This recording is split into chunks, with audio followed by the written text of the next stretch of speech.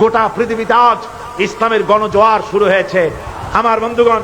সুতরাং গোটা দুনিয়া আজ ইসলামের বিরুদ্ধে, ইসলামের সপক্ষে একদিকে জোয়ার আর একদিকে বিরোধিতা। এই বিরোধিতার মোকাবেলা করে আমাদেরকে এগিয়ে যেতে হবে। আমরা যদি ময়দানে আমরা রক্ত দিতে, জান দিতে, মাল দিতে যদি প্রস্তুত হই, আল্লাহ রাব্বুল আলামিনের মদদ আসবে।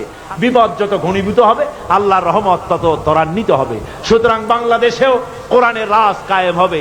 কোরআনের রাজের এর কোনো বিকল্প নাই। আমি আজকের এই মাহফিলে আগত সমস্ত ছাত্র, শিক্ষক, মেহনতি জনতা, রাজনৈতিক দলের লোক যারাই এসেছে, সকলকেই বলছি, আসুন বাংলাদেশকে একটি সুখী, সমৃদ্ধশালী, একটি নিরাপত্তাপূর্ণ, সন্ত্রাস মুক্ত দেশে পরিণত করি। আপনারা কি চান বাংলাদেশ একটা সন্ত্রাস মুক্ত, নিরাপত্তাপূর্ণ, একটা ভীতিহীন, একটি সুন্দর রাষ্ট্র এটা হোক? এটা কি আপনারা চান?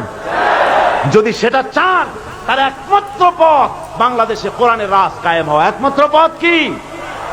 আমি সরকারকেও বলবো, আপনারাও ফিরে আসুন, কোরআনের রাজ কায়েম করুন, ইসলামের কথা বলুন।